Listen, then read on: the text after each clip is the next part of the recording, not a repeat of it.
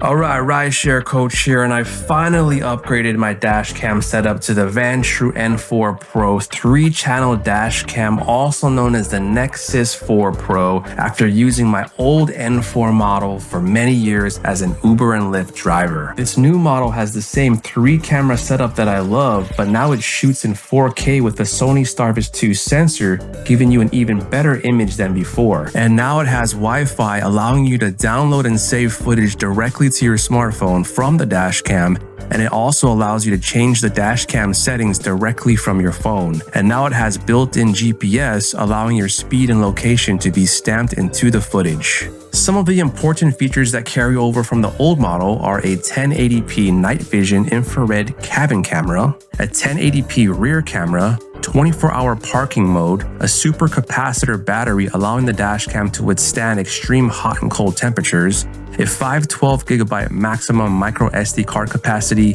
and Vantrue's 18-month warranty. Now, this unit is pretty pricey, coming out at around $400 at the time of recording this on Amazon compared to the old unit, which is around $260.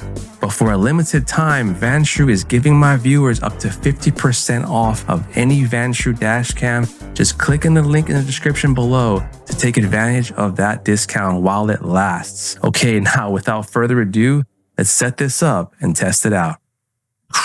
I'm testing out the audio on the actual dashcam, the built-in microphone. All right, so here's a test of the built-in microphone in the N4 Pro. And while we do that, we're going to look at the wide angle lens of this dashcam, which is really good. All right, so here's the basic setup here. So you get your adhesive promoting wipes and you wipe the windshield down, then apply this electrostatic sticker here.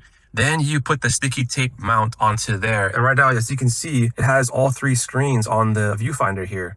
You have right there the front view, the rear view, and inside the cabin all at the same time.